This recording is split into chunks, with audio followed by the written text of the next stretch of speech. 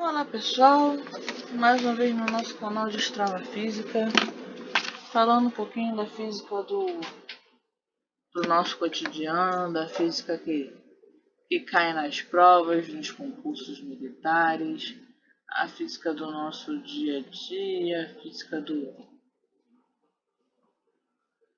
que cai aí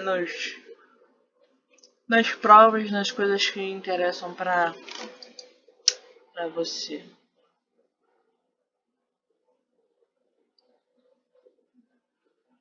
Deixa eu acertar minha canetinha aqui. E a gente vai falar hoje sobre termologia. A gente vai falar especificamente sobre refrigeradores. E aí, a gente vai falar de uma forma básica, assim, por alto, porque caiu no Enem de 2020. Caiu nessa prova do Enem de 2020 e muita gente estava perguntando: poxa, mas o que isso tem a ver com a matéria? Isso não tem nada a ver com física, isso não tem nada a ver com conteúdo escolar, porque a gente não vê isso na escola. Cara, a gente não vê isso na escola, mas isso faz parte da física do dia a dia. E parte de muitos conceitos que a gente não consegue ver, que ficam perdidos pela falta de tempo. Mas a gente vai dar uma rapidinha aqui. A gente vai correr com o que a gente vai falar e entre a teoria e alguma coisa do dia a dia eu vou estar falando um pouquinho para você, matando essa curiosidade aí e resolvendo a dúvida de todo mundo dessa questão do Enem. Refrigeradores são máquinas que retiram calor de uma fonte fria e a repassam para uma fonte quente. Isso só é viável pelo trabalho do compressor. Basicamente, o funcionamento é calor transferido do corpo mais quente para o corpo mais frio. Como a pressão proporcional à temperatura, se reduzir a pressão, a temperatura também vai ser reduzida. A evaporação do líquido acaba retirando o calor de um corpo. E aí, esse líquido refrigerante, numa alta pressão, ele vai passar por tubos atrás do refrigerador, vai se transformar em vapor, vai se expandir. Essa expansão vai fazer com que a pressão diminua, a temperatura também. Essa redução drástica de temperatura vai fazer com que o gás da serpentina absorva o calor. E quando esse gás absorver o calor, ele vai passar pela circulação da compressão e vai ser submetida a alta pressão. Nessa pressão aumentada, ele vai aumentar a temperatura e vai voltar ao estado líquido. E aí vai realizar um trabalho sobre o gás que está circulando. Aí ele vai passar pela serpentina atrás do refrigerador e vai ceder o calor dali que está muito quente para o meio externo. Tanto que vocês encostam na serpentina, a serpentina ela é muito quente. Certo? O ciclo do refrigerador ele funciona parecido com a máquina térmica. Assim, ele vai manter a temperatura do congelador bem constante. Esse ciclo térmico ele é bem complicado de entender, mas a gente vai de pouquinho em pouquinho, de passo a passo, falando sobre como se surgiu esses refrigeradores. A história dos refrigeradores é que ele apareceu no começo da década de 1920. Agora a gente tem que falar 1900, né? A gente já está em 2020, então ele apareceu a gente já está em 2021, então ele apareceu há mais de 100 anos atrás. E eles se popularizaram muito rápido, Até porque hoje em dia quase toda casa tem uma geladeira. Só as famílias muito, muito pobres que não possuem geladeira, mas a cultura da geladeira no Brasil e no mundo é muito grande, né? Ela ajuda muito a conservar alimentos e a manter, né, as coisas mais práticas pro dia a dia. Aí a gente fala fisicamente de acordo com a segunda lei da termodinâmica, as transmissões de energia entre dois corpos, né? O calor, a caloria, né? O calor de um corpo mais quente, ele passa para um corpo mais frio. Ou seja, a... no caso do refrigerador, o líquido refrigerante ele é utilizado para fazer com que o calor dos alimentos passe para ele de uma forma específica, né? Ele sofre alguns fenômenos de variação de pressão para variar de temperatura, para poder fazer com que o calor dos corpos sejam perdidos para ele, né? Basicamente, a geladeira é formada pelo líquido refrigerante, um compressor, condensador, os tubos capilares, né, que é aqueles tubos lá de trás que eu tinha falo, um evaporador e o congelador em si. Fisicamente falando, a partir dos ciclos térmicos, a gente explica assim. Primeiro, ocorre uma compressão adiabática, com um aumento de pressão. Ao aumentar a pressão, o compressor faz com que o volume do líquido seja diminuído. O trabalho que o compressor realiza aumenta a energia interna do fluido e a temperatura. Depois ocorre o resfriamento isobárico. O fluido perde energia em forma de calor e, como a pressão e a temperatura alta são mantidos pelo compressor, a temperatura e o volume diminuem. Na terceira etapa ocorre uma condensação. Ainda no compressor, a perda de energia vai transformar o fluido em líquido. Na quarta etapa, vai ocorrer uma expressão adiabática. Sobre alta tensão, o fluido vai atravessar o tubo capilar e lá na saída, que o tubo vai ser muito maior, ele vai se expandir rapidamente. E aí ele vai trocar de calor com a vizinhança. Como a pressão e a temperatura do fluido vão mudar drasticamente, a parte dele vai se vaporizar. O compressor vai retirar o fluido gasoso dessa parte do circuito e vai comprimir no condensador. Depois vem uma quinta etapa de vaporização isobárica. Sobre a compressão constante das as gotículas restantes do vaporizador, do fluido vaporizado, ela acaba vaporizada, absorvendo o calor do congelador. Ao sair do evaporador, o fluido gasoso ele está numa baixa pressão, ele volta ao compressor e recomeça o ciclo. Funciona como uma máquina térmica completa mesmo. Vamos lá. Como é que seria isso praticamente? No interior do refrigerador, ali atrás, o condensador e o compressor, eles fariam um ciclo fechado como um ciclo de Carnot, mas um ciclo de Carnot com uma forma mais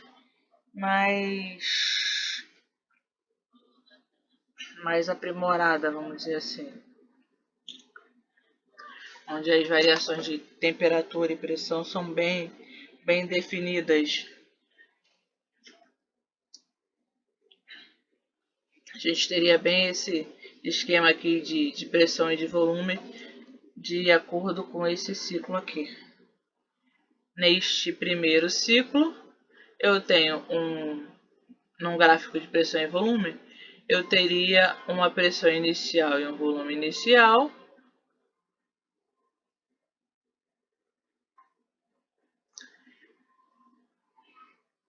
o meu volume subiria e a minha pressão subiria. Nessa primeira etapa, aumentando a pressão, o volume está diminuindo. Aumentando a pressão, o volume está diminuindo. E aí eu estou fazendo com que essa energia esteja trabalhando. Enquanto eu estou resfriando o condensador, eu estou num processo isobárico, ou seja, num processo de pressão constante. Na primeira, entre a segunda e a terceira, e a quarta etapa, são processos isobáricos, processos que a temperatura é constante, que a pressão é constante.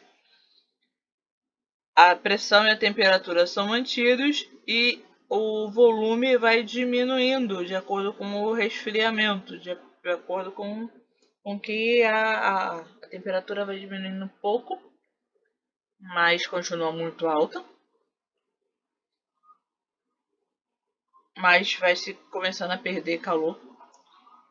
Na quarta etapa, você tem a expansão adiabática, onde começa a aumentar o volume. O volume volta a começar a aumentar um pouquinho, que é quando o fluido refrigerante começa a atravessar o tubo capilar lá atrás do refrigerador. E depois ele retorna para o processo inicial. Certo?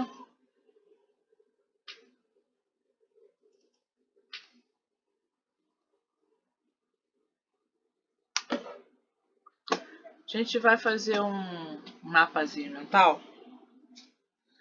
sobre ciclo de Carnot sobre máquinas térmicas, para a gente visualizar um pouquinho essas etapas, né, de calor, porque, como eu já falei, como vocês sabem, eu gosto muito dessas etapas de ciclos, né? Essa história de mapas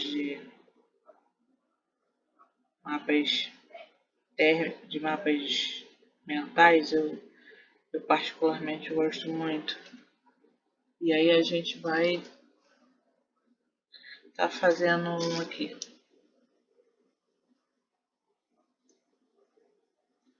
Termodinâmica.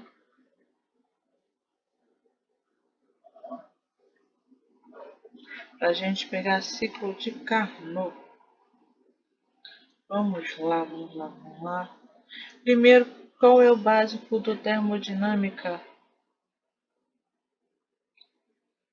gente está falando de transformação de temperatura. As temperaturas elas saem do corpo de maior temperatura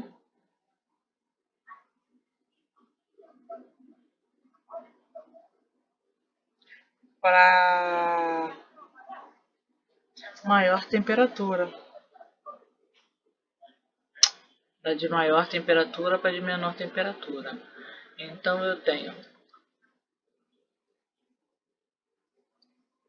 a troca de temperatura. Ela vai do mais quente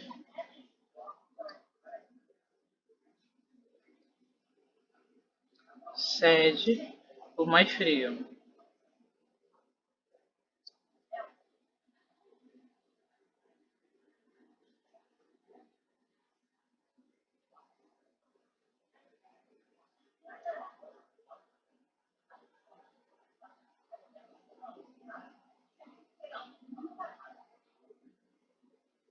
Mais quente serve para o mais frio.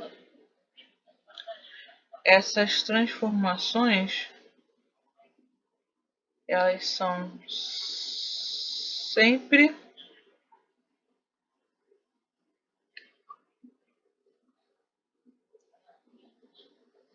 em ciclos, assim. Quando a gente fala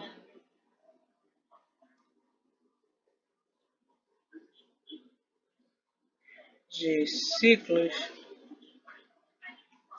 de termodinâmica, a gente lembra de temperatura em movimento. E aí a gente vai lembrar que a gente está falando de variação de energia. Calor como energia.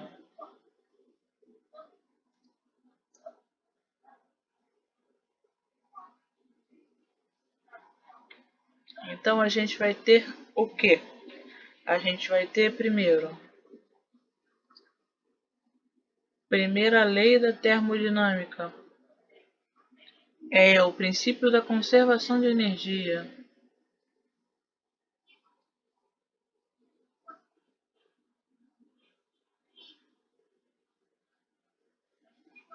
Seria calor é igual a variação de trabalho mais a variação de volume. Ou seja, o calor fornecido vai virar trabalho e energia, ou trabalho e volume, ou trabalho e volume, trabalho e pressão. Deixa eu pegar a borrachinha, apagar aqui que eu vou mudar esse V para um U, para vocês compreenderem trabalho e energia.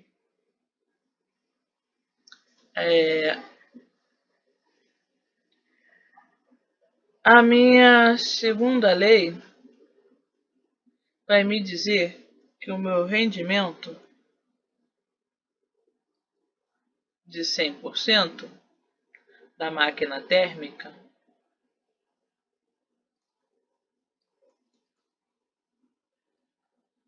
é impossível.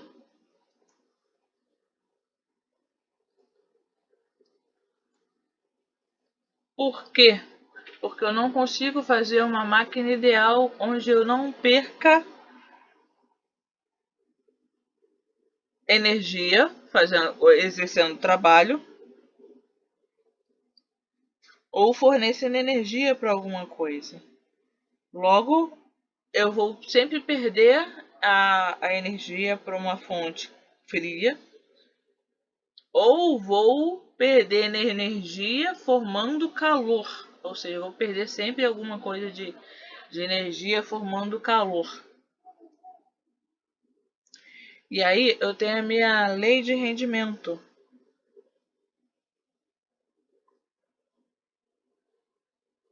Rendimento das máquinas.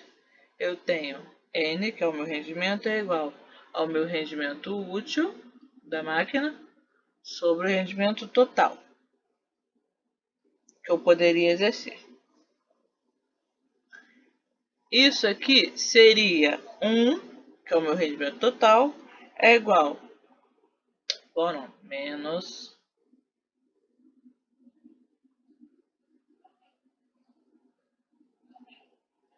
1 menos. Oi, volta. Menos. E por que não quer voltar? Minha caneta não está na caneta. Menos a quantidade de calor que eu vou perder da parte fria sobre o calor da parte quente.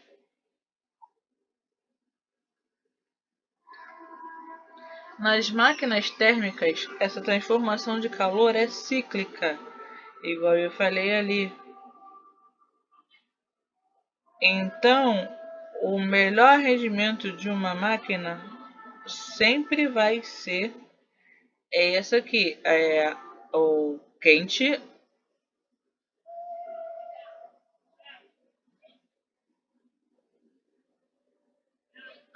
calor frio sobre o calor quente.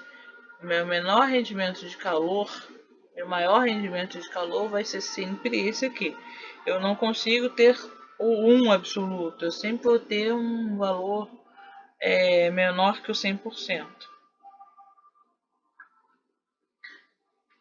A termodinâmica, ela faz com que eu dependo das transformações de energia, né? Então eu vou ter transformações isotérmicas,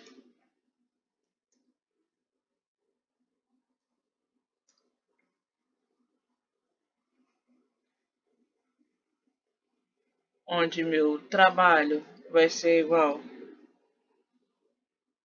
a uma quantidade de calor isobárica, que a minha pressão vai ser constante,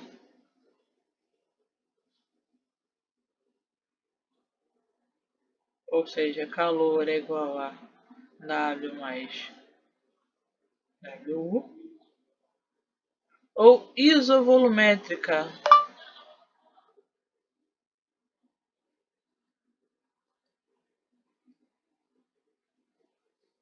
onde o meu volume vai ser constante. De acordo com Wikipédia.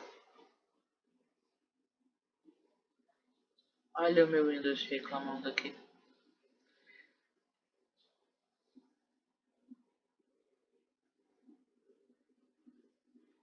Logo eu tenho volume constante.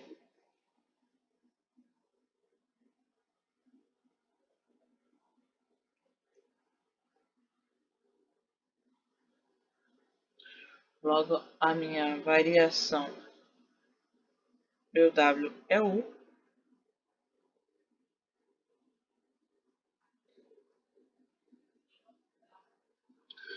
Logo meu W vai ser igual a zero, porque eu não vou ter movimento, não vou ter variação de movimento, então eu não vou ter variação de volume. Ou seja, minhas partículas não vão se movimentarem, então eu não vou ter trabalho. Então a minha quantidade de calor vai ser igual a energia.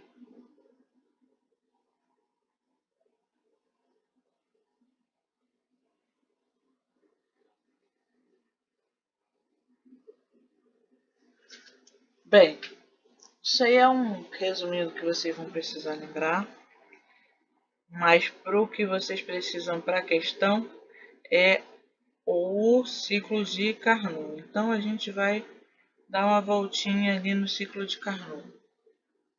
Eu vou dar uma apagadinha aqui para a gente pegar o ciclo de Carnot aqui de novo.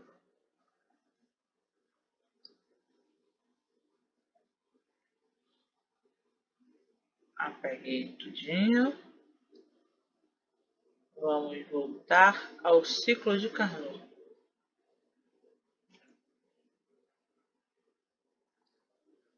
Eita.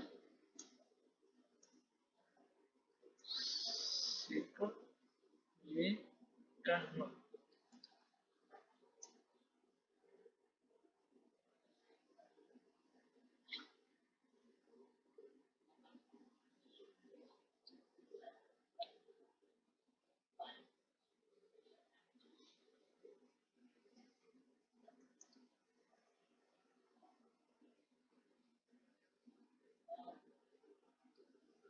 Quando eu falei com vocês,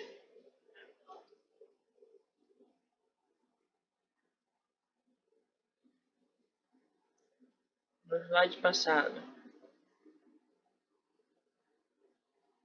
vai ficar perfeito não, mas vai dar para entender. Quando eu falei para vocês no slide passado, daquela transformação de isobárica, isotérmica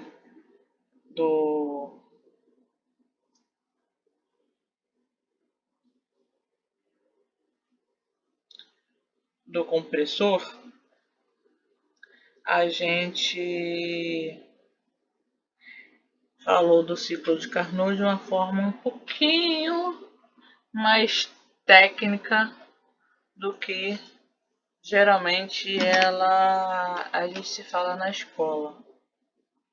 Mas eu vou dar uma resumidinha para vocês darem uma lembrada no ciclo de Carnot. a gente tem uma variação. A gente fala de transformações térmicas, e de ciclos de energia. A gente fala da transformação do frio para o quente e do quente para o frio. Essa troca de energia, o calor vai ceder pro frio, aí o frio vai ficar mais quente, aí quando ele esquentar demais, ele vai fazer com que o sistema seja reiniciado, né? Então, a gente vai pensar o seguinte: vamos fazer os estágios.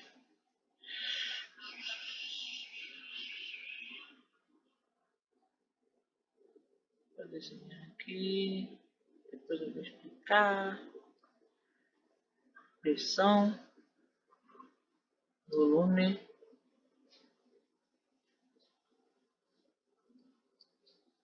temperatura.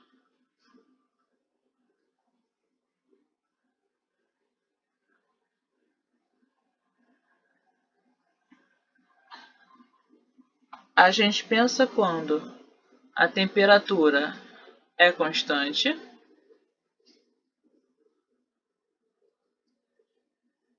ou seja, quando a transformação é isotérmica,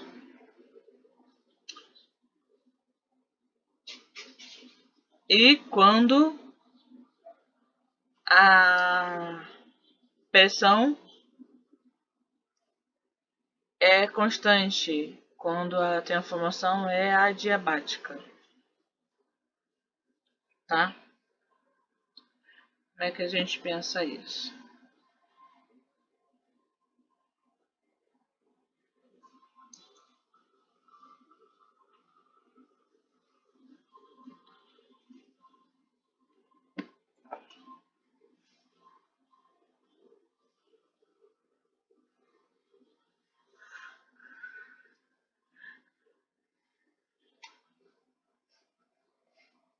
Não vai ficar muito bom meu desenho, não?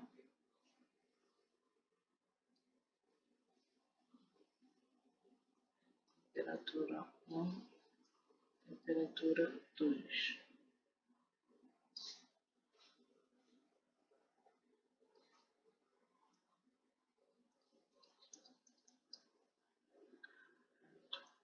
A, ponto B, ponto C, ponto D.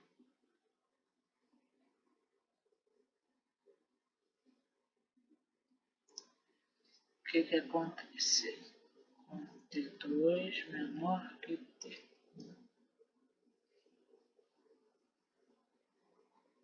A minha máquina, ela funciona neste ciclo térmico aqui dentro. Essa é a minha temperatura de rendimento da máquina. Como o meu desenho é muito feio, deixa eu dar uma apagada aqui.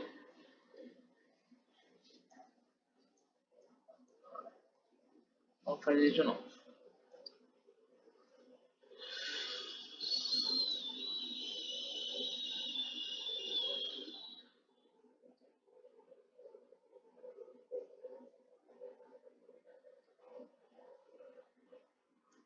Esse pedaço aqui de dentro é o meu rendimento da máquina. Meu ponto A, B, C e D. A minha temperatura vai variar de A para B e de B para C, enquanto a pressão está normal, o volume vai aumentando e a temperatura vai aumentando. A temperatura aumenta, volume aumenta. Enquanto eu mantenho a temperatura estável, o volume vai estável.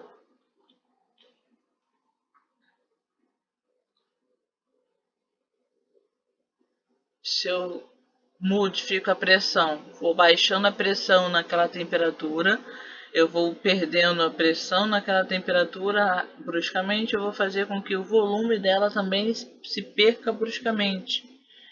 E quando eu perder o volume dela bruscamente, se eu começar a induzir a temperatura dela de novo bruscamente, ela vai subir aumentando a pressão. E aumentando a pressão, ela vai fazer com que o volume se aumente de novo. É como se uma coisa levasse a outra, a formação do efeito dominó. Toda vez que você mexe com uma das variáveis, as outras vão se modificando também. Não é uma coisa complicada de ver não, mas é aquela história de pressão, volume.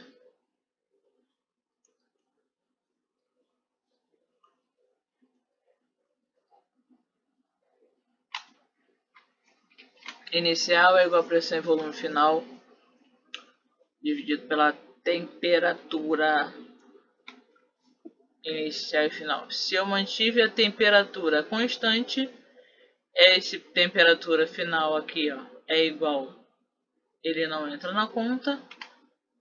O que eu mudar de índice em cima vai fazer com que o outro mude. Se eu aumentar essa temperatura, para esses dois serem iguais, eu tenho que ter modificado alguma coisa aqui em cima.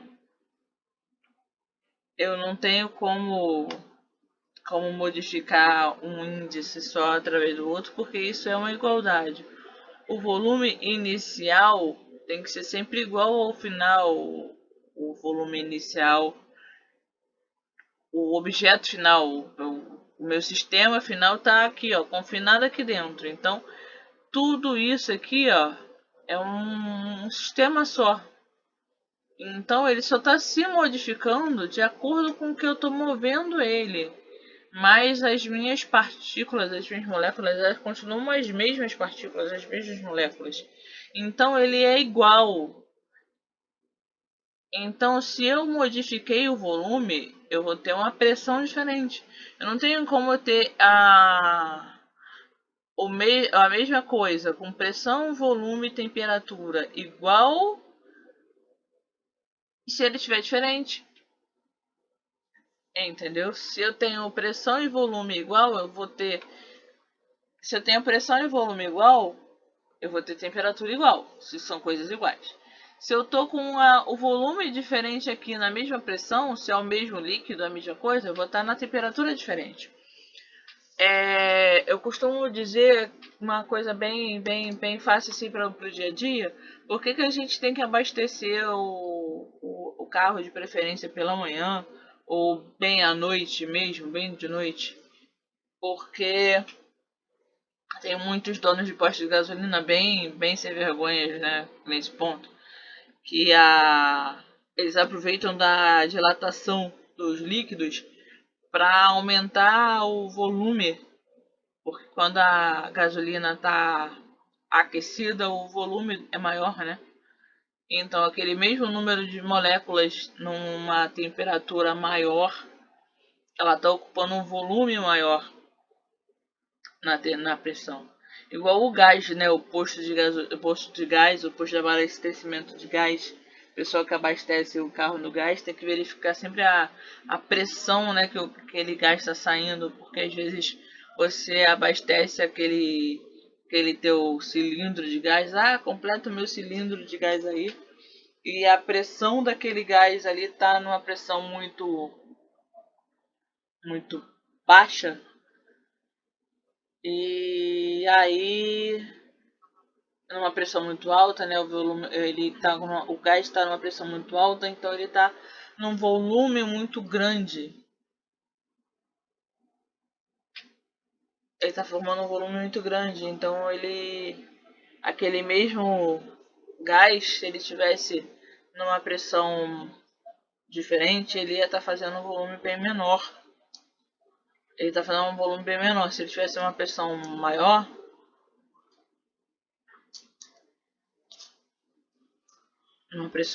ele está fazendo um volume menor. E se ele tiver uma pressão menor, né, ele ia estar fazendo uma pressão, um volume maior, né? Então ele tá numa pressão diferente. Enfim, isso que é importante. Ele não está na pressão correta do que ele deveria estar para poder estar te vendendo o volume ideal, o volume adequado. Tem uma normativa do, da pressão que tem que estar a bomba para poder te vender aquela gramatura correta do gás. Porque senão aquele mesmo volume de gás ele é uma quantidade completamente diferente em outra pressão.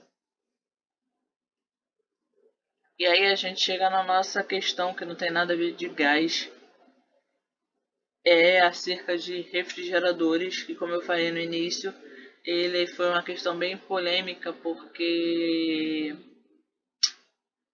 primeiro porque ela teve mais de uma resposta, e depois porque ele não tem como a gente fazer a opção direitinho, porque muita gente não tinha a mínima ideia do que seria, porque eu não fiz um técnico em refrigeração, um técnico em elétrica, em eletrônica, eletrotécnica, ou manutenções de motores ou máquinas, para poder saber qual o funcionamento do refrigerador, né? Qual é a questão. E aí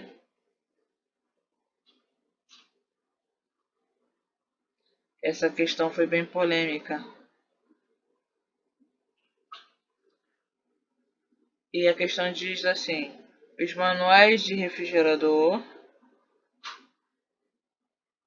apresentam a recomendação de que o equipamento não deve ser instalado próximo à fonte de calor,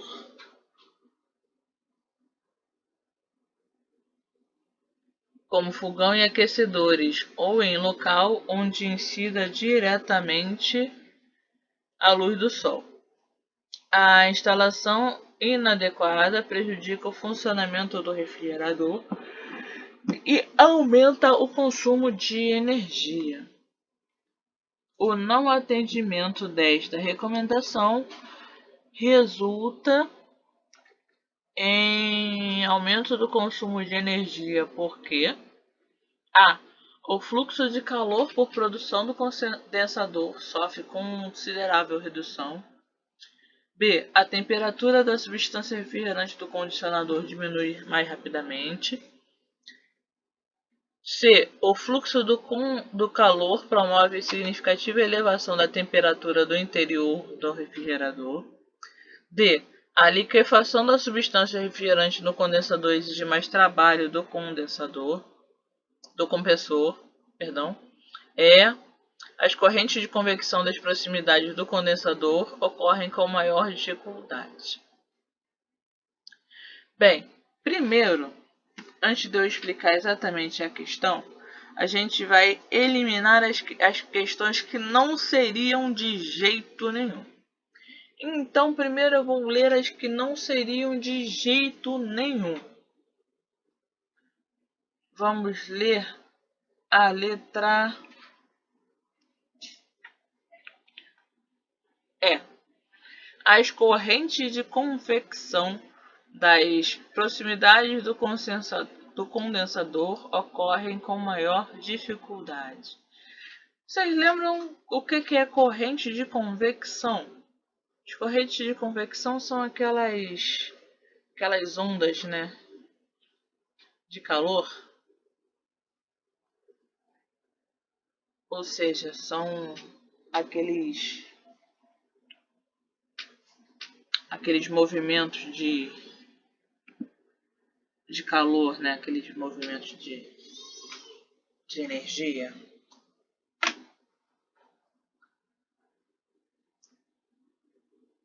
De energia térmica. Se eu estou falando de consumo de energia, E eu tô falando que uma das coisas que poderia fazer com que ocorresse maior energia seria estar calor ali.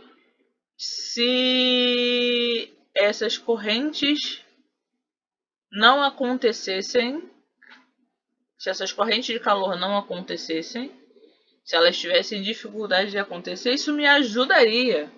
Isso não me atrapalharia. Isso me deixaria aquela parte do ambiente mais, mais fáceis, né, de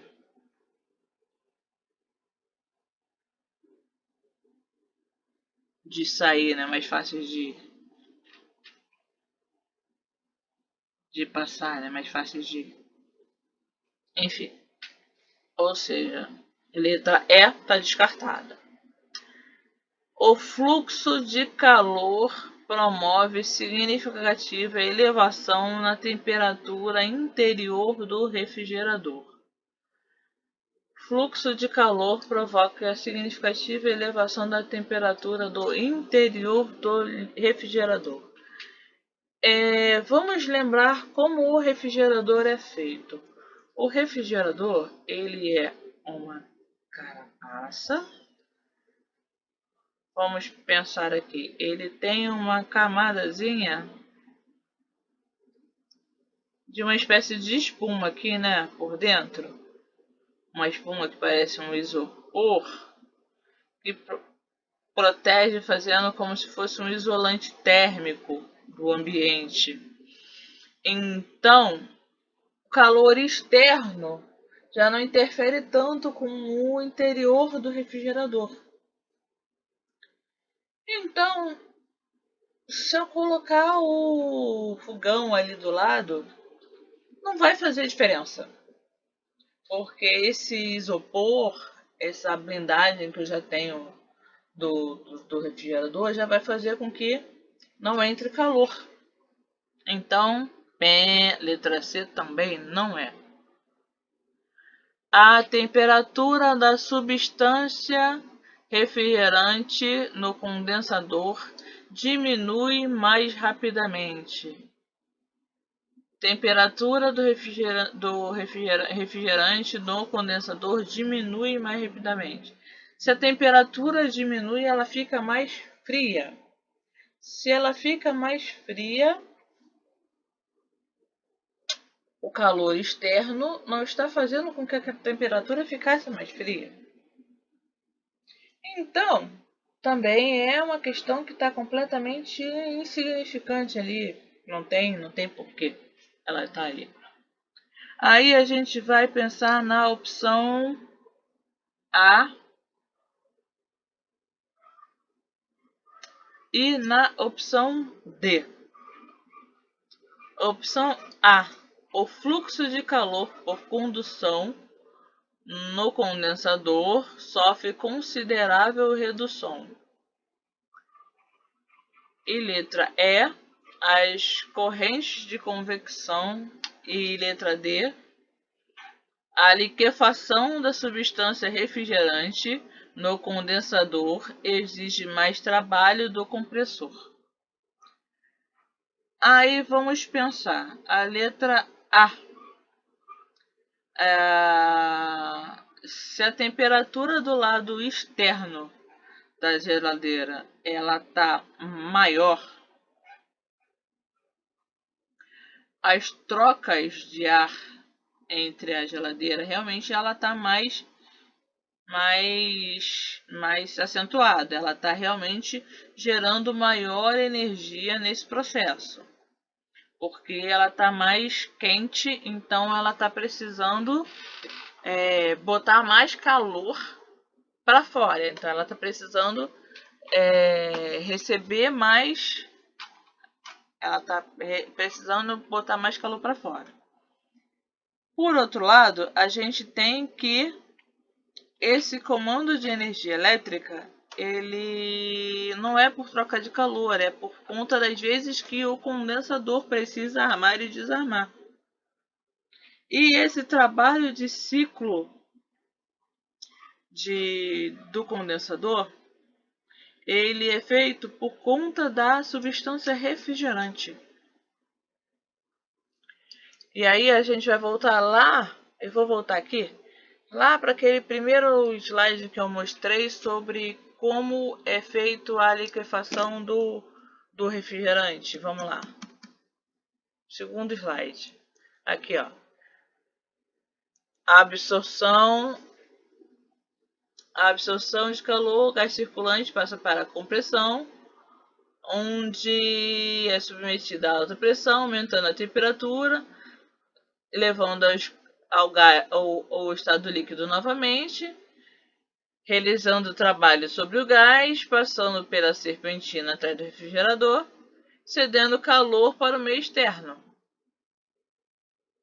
Cedendo um pouco do calor para o meio externo. Aí, fechando o ciclo, dentro do condensador, certo? Fisicamente falando, na quinta etapa, ele volta ao condensador gasoso em baixa pressão. Só que quando ele está em alta temperatura, com a alta temperatura lá fora, ele acaba voltando mais rápido. E se ele volta mais rápido, ele recomeça esse ciclo mais rápido. E se ele recomeça esse ciclo mais rápido, ele arma mais rápido o condensador e vai fazer com que o condensador trabalhe mais. O compressor vai acabar armando mais. Entendeu? É aquela história que eu falei aqui, ó, da troca do calor que vai fazer com que ele se vaporize. E aí a gente deixa mais um pensamentozinho para você. Uma das frases mais conhecidas do Pascoal é sobre sentimentos. O coração tem razões que a própria razão desconhece. Pessoal, essa aula eu já tô gravando aí há um tempinho e a gente tá cada vez mais pensativos por aí. A gente tem que se apaixonar pela física, se apaixonar pelos mistérios da vida, porque a vida se resolve na física, se resolve na matemática, se resolve nos dilemas de Pitágoras, Pascal, se resolve vivendo como Einstein, pensando e tentando resolver os dilemas. Então, destrava a física em você. Vamos continuar a estudar, continuar a correr atrás dos nossos sonhos, dos nossos ideais, porque vamos seguir o nosso coração para que a nossa razão esteja sempre certa. Destrava a física em você, pessoal. Vamos lá, até a próxima.